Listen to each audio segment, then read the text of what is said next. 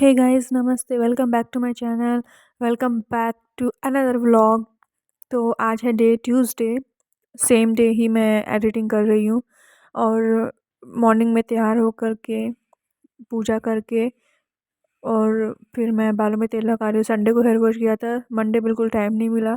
और आज ट्यूसडे है। थोड़ा सा कभी कभी लापरवाही, कभी कभी क्या, जनरली लापरवाही हो ही जाती है मैं अपने प्रति, चाहे वो स्किन केयर, बालों को हेयर केयर हो। तो ऐसे, तो आज सोचा कि चलो ये मैंने दिखाया, ये बादाम और जैतून का तेल है, मिक्स करके है। तो इसको मैं रूट्स पे और लेंथ पे ऐसे लगा लेती हूँ। और बिल्कुल माइल्ड लगाती हूँ, क्योंकि जनरली सर्दी में आप बार बार हेयर वॉश नहीं कर सकते, तो फिर इतना ही लगाओ कि आपको एक रूट्स पे थोड़ा सा मॉइस्चर रहे।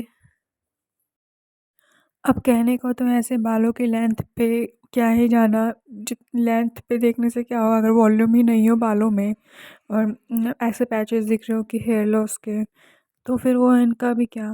फिर मैं सोचती हूँ कि ठीक है, जैसे जैसे काम चल रहा है चल रहा है। कभी कोई फंक्शन या ऐसा कुछ हुआ तब तो फिर देखेंगे क्या करना है इन बालों का भी। कभी कभी लगता है कि ये भी ऐसा लग रहा है सिर्फ लेंथ है नाम की, वॉल्यूम तो इनमें बिल्कुल भी नहीं है। और फिर इतनी जब खींचते हैं, ड्राई ज़्यादा हैं, तो हार्मोनल इम्बैलेंस के अंदर ये सब कॉमन प्रॉब्लम्स, कॉमन कहने को कॉमन प्रॉब्लम्स है, बट ये जब अप्लाइड होती है तो ये बहुत डिफ़िकल्ट होती है फेस करना। और मेरे बाल इतने स्ट्रेट सिल्की नहीं है कि मैं इनको रोज़ रोज़ खोल सकूं। तो मुझे ये इनको कर्ली हैं, मिक्स्ड हैं, तो फिर मुझे इनको बांध करके रखना पड़ता है, मैं इनको नहीं खोल सकती। और टूटते हैं तो वो कुकिंग वगैरह में, खाने में, कुछ में बाल ना आ जाए, तो वो डर से भी मैं इनको बांधे रखती हूँ। और मुझे पसंद भी नहीं है बाल खोलना, क्योंकि मेरे बाल इतने अच्छे नहीं हैं कि मैं इनको खोल सकूँ। और जब ड्राई हेयर होते हैं ना, तब ऐसे केस में तो बाल टूटने का भी ज़्यादा लगता है कि किसी से हम टच हो गए तो एकदम से ऐसे बाल खड़े खड़े से हो गए, और फिर टूटने का भी डर लगता है। खुद से ही कई बार जैसे आर्म्स के बीच में आ जाता है तो लगता है कि अब टूट रहे हैं। धीरे धीरे जब हेयर लॉस होने लगता है, साल दर साल हेयर लॉस की जो बढ़ने लगता है, मतलब कहने का मतलब ये है कि जो हेयर लॉस है वो बढ़ रहा है। तो फिर ना जब क्लेचर लगाते तो एक स्टेबल जगह नहीं मिलती, ऐसा लगता है कहीं से बाल स्ट्रेच हो रहा है, इधर से लगाओ तो इधर से स्ट्रेच हो रहा है, इधर से लगाओ तो इधर से। और जैसे मैं क्लिप लगाने लगी तो मेरी क्लिप टूट गई। तो ये, चलो कोई नहीं, काफ़ी टाइम इंतज़ार करने के बाद मुझे मिली। फिर मैंने बैग से सोचा चलो दूसरी क्लिप का आज मुहूर्त निकाला जाए। तो दूसरी क्लिप का आज मुहूर्त निकाला, जो कि एक कलरफुल थी और एक प्लेन ब्लैक में थी। तो प्लेन ब्लैक लेने के बजाय मैंने सोचा अगर मैंने रेड कलर का अगर स्वेटशर्ट पहना है तो मैं रेड कलर की ही क्लिप लेती हूँ। तो दो, एक साइड से इस तरफ, एक साइड से इस तरफ, दो क्लिप मैंने लगाई रेड कलर में। वैसे मुझे क्लिप्स लगाने का अब इतना शौक नहीं रहा, क्योंकि जब आपके सर में बाल होते हैं तभी ये सब चीज़ें अच्छी लगती हैं। और जैसे जैसे आपका वॉल्यूम कम होने लगता है, हेयर लॉस ज़्यादा होने लगता है, तो आप मन करता है कि बस बालों को समेट के रखो, बांध के रखो, खोलो ही नहीं। पूरे दिन में एक बार ही कॉम्ब कर लो, बस काफ़ी है। पर सोचती हूँ कि चलो फिर, ये जब मैंने ख़रीदा हुआ है ये कब काम आएगा। आज जो टूटी तो अंदर से खुशी भी हुई कि चलो एक नया क्लिप और ले सकती हूँ, नहीं तो बहुत 3-4 साल से क्लिप मेरे पास में पड़ी हुई थी। और ये फिर मतलब टूट नहीं रही थी, तो मैं इनको यूज़ करी जा रही थी। ज़्यादा तो मैंने फ्रिक्वेंटली इनको यूज़ करा नहीं, अभी करने लगी हूँ। तो प्लास्टिक की थी तो टूट ही गई। ऐसे ही मेरे पास में 2 क्लिप थी, दोनों ही टूट गई थी। एक बाहर टूटी और एक अभी टूटी। तो मैंने तो लगा दी है रेड क्लिप्स। आप लोग ये बताना आप लोग को कैसी लगी, क्योंकि मुझे तो दिख नहीं रहा है। पर मुझे लग रहा है कि हाँ, सही अटैच तो हो गया होगा। पर जैसे ही मैंने अटैच किया तो मैंने ऊपर गर्दन करके देखा तो ऐसा लग रहा था कि कहीं से एक बाल चुभ रहा है। फिर मैंने रास्ते में, इतना टाइम नहीं था, फिर मैंने जल्दी से नाश्ता किया और फिर फटाफट से फिर मैं जब गई तो फिर मैं रास्ते में फिर मैंने क्लिप को थोड़ा से सेटल किया कि कहीं से मुझे कुछ चुभे ना। एक ज़रा सा बाल भी चुभता है तो एक सर में दर्द हो जाता है। तो अब वही है कि सोचना पड़ता है कि कहाँ कैसे एडजस्ट करूँ क्लिप्स को, क्लचर को, क्योंकि इधर से लगाऊँ तो इधर खालीपना है, इधर से लगाऊँ तो इधर खालीपना है। क्या करूँ? तो फटाफट से कर लेती हूँ मैं नाश्ता। तो पहले पीऊँगी मैं पानी, क्योंकि दवाई लेने के बाद मुझे 2 घंटे बाद पानी पीना होता है। पानी भी सिर्फ़ 1 घूँट पीती हूँ ताकि थोड़ा गला गीला रहे, रोटी खाने में मुझे आसानी रहे। और फिर दही, एक एक छोटी-सी कटोरी दही होती है, 2 चपाती या 1 चपाती होती है, क्योंकि लेट हो जाती हूँ तो फिर वो भी नहीं कर पाती हूँ। और आलू मेथी पालक की सब्ज़ी थी। खाना जब गरम-गरम होता है ना तो सुबह-सुबह बिना पानी के आपका मुँह सूखा-सूखा रहता है, तो वो खाना गरम-गरम आपको खाने में भी डर लगता है कि मुँह ना छिल जाए। और अभी 1-2 दिन से मुझे ऐसा लग रहा है कि मेरे हल्का-हल्का मुँह में छाले हो गए हैं। तो ऐसा मुझे लगता है कि फिर ना ठंडी चीज़ें खाओ या ठंडा पानी पियो। पर नॉर्मली बाल्टी का पानी भी रूम टेम्परेचर पे तो होता ही है, मटके का पानी तो मैं नहीं पीती हूँ। गर्मियों में तो पीते ही हैं। तो फिर ऐसे ही मुझे फिर गरम खाने में भी फिर मुझे सुबह-सुबह ज़्यादा दिक्कत होती है। वैसे गरम तो मैं जनरली थोड़ा ठंडा करके ही खाती हूँ, क्योंकि जब आपको ड्राई माउथ रहता है ना तो उसमें फिर आप वैसे सोचते हो गरम खाने से। और अब हो चला है शाम का टाइम 3:30 पौने 4 के करीब। एग्ज़ैक्ट मैंने टाइम देखा नहीं, आइडिया से बता रही हूँ कि पौने 4 के करीब हो रहा होगा। तो पौने 4 के करीब जो है वो दूध की मलाई निकाल के लड्डू के लिए तैयार करते हैं, उसमें थोड़ी-सी चीनी डाल के। और फिर उसके बाद शाम को चाय चाय नाश्ता तो चाय बनाऊँगी। मम्मी सो रही थी तो सोचा कि चलो मैं ही बना देती हूँ। और फिर चाय पी के थोड़ा भुजिया या नमकीन खा के, बिस्किट खा के फिर आपको डिनर। और डिनर में तो कुछ ख़ास आज बनेगा नहीं, क्योंकि सुबह 2 सब्ज़ी बन गई थी, तो डिनर का काम चल जाएगा। मेथी पालक की, आलू की जो सब्ज़ी थी वो, और साथ में कढ़ी थी मेथी पालक की, और साथ में ग्रीन चटनी, तो ये 3 चीज़ें रहेंगी।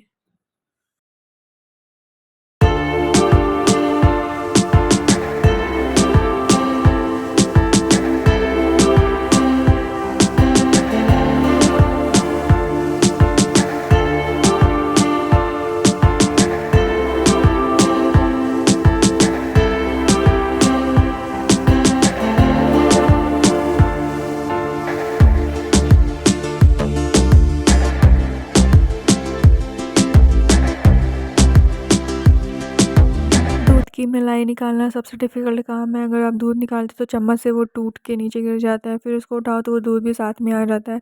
फिर इनको ऐसे छान-छान के कटोरी से बाहर करो, बहुत डिफ़िकल्ट होता है ये। इतनी सी मलाई में फिर वो आधा दूध आधी मलाई वो गीली-गीली सी हो जाती है, वो ड्राई-ड्राई जो वाली जो मलाई होती है वो नहीं निकलती।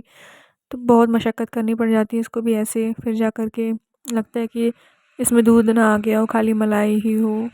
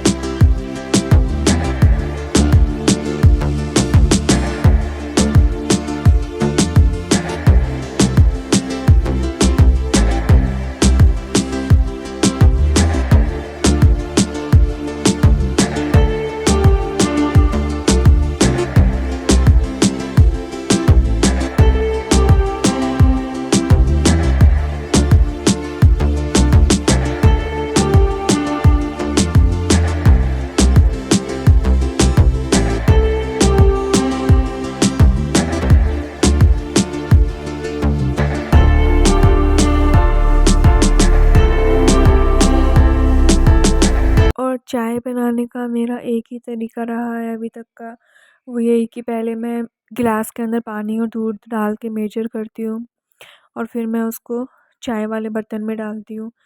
ऐसे ही मुझे जितने कप्स लेने हैं उतने उस हिसाब से फिर मैं चाय और दूध उसके अंदर डाल के मिक्स करके फिर मैं चाय वाले बर्तन में डाल देती हूँ। फिर मैं ऐसे करती हूँ कि मुझे नहीं पता चलता है कि चाय कितनी पानी कितना डालना है और दूध कितना डालना है।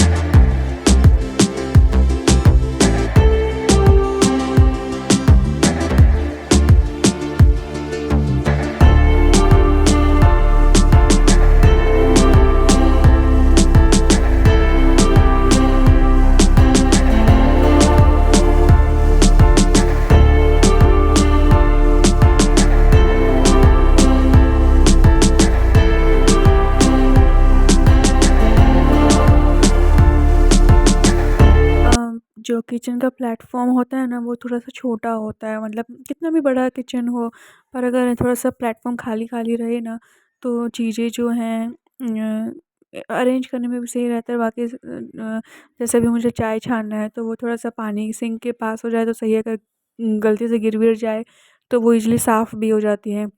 तो ये जो बर्तन का काउंटर है ना, इसको साफ़ कर लें, जगह खाली कर लें, तो वो फिर आसानी रहती है, ज़्यादा सही रहता है।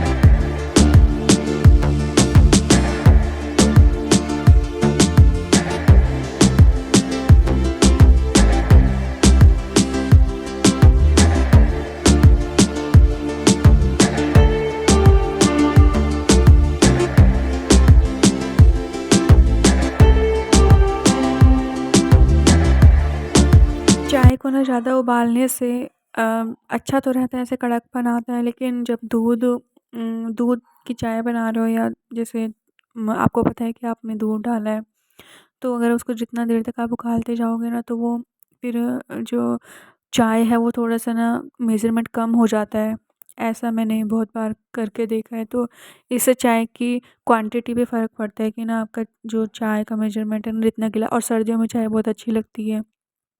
तो भर-भर के गिलास तो नहीं, पर एटलीस्ट आधा गिलास तो इंसान चाय पीता ही है। तो वो फिर आप ज़्यादा देर तक इसको उबालते जाओगे, तो फिर वो चाय जो है वो बहुत कम होती जाएगी। तो ऐसा तो मुझे करना नहीं है। इसलिए जब तक उबाल लेती हूँ, जब तक कि थोड़ा-सा इसमें व्हाइटिश कलरेशन है ना वो ना दिखे, थोड़ा ऑरेंज रेड जैसा कलर दिखने लग जाए, इतना देर तक मैं इसको उबाल लेती हूँ। तब तक मैं साइड बाय साइड कुछ ना कुछ कर लेती हूँ, जैसे कि ये बर्तन उठाने का है, जो सुबह के और दिन के बर्तन हैं वो उठ जाएँगे, तो ये रात के काउंटर के लिए फिर खाली हो जाएगा ये काउंटर। तो वो सही रहेगा। तब तक जो चाय है वो उबल जाएगी, फिर मैं इसको छान लूँगी।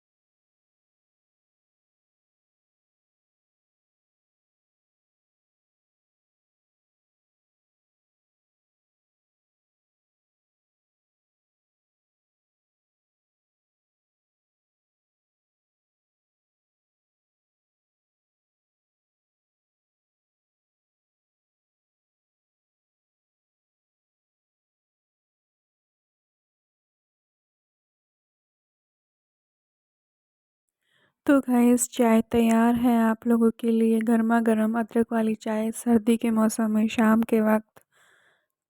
खुशबू तो बहुत अच्छी आ रही है। तो ये आप लोग देख लीजिए कितना भर के गिलास बनाया मैंने अपने लिए। तो ये चाय आप लोगों के लिए।